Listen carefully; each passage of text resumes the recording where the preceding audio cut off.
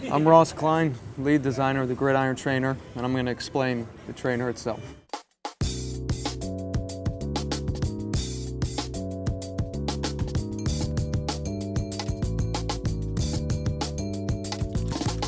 Arian's very insistent upon telling us designers, Dave and myself and Derek Campbell, just how he plays and how much he wants a shoe that caters toward his type of play.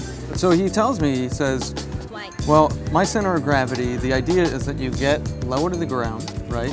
So you're more compressed, right? And then you have the ability to move your body weight much easier. So getting low and then being very minimal, right, as well as focusing on the center of gravity of a shoe, which is the midfoot, is one thing that once I started bringing up some of these ideas, he was very much in line with how we were approaching, the design.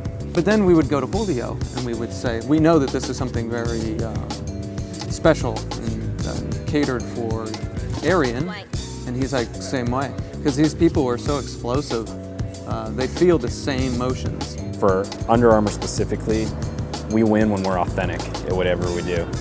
And I think there's a couple leverage points when it comes to authenticity. One being football.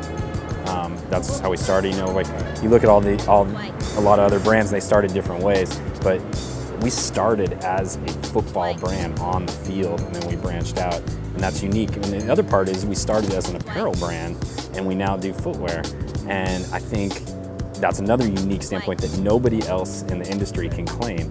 We redid the sole outsole, and a big component was the tread itself and the geometry of it. So if you look at a very minute scale of it, you're going to see these slants and then a hard edge, slant forward, hard edge backward.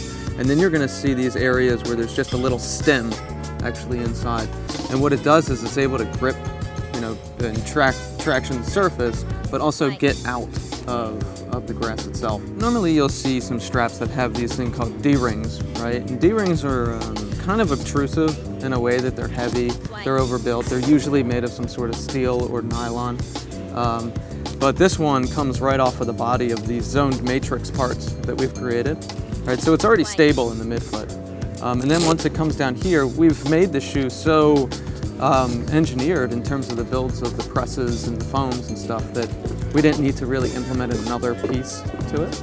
But just enough to kind of lock your midfoot down and make sure that you're not moving, right, so much laterally or medially. We're all about innovation, and that's really fun because I can go to a guy like Ross and be like, yeah, like here's the general direction, on a very macro level, like roots, authenticity,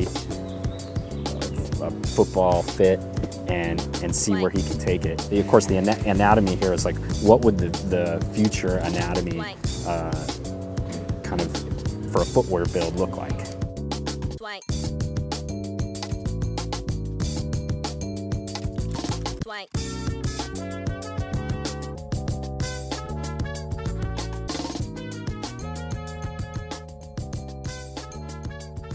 Swank.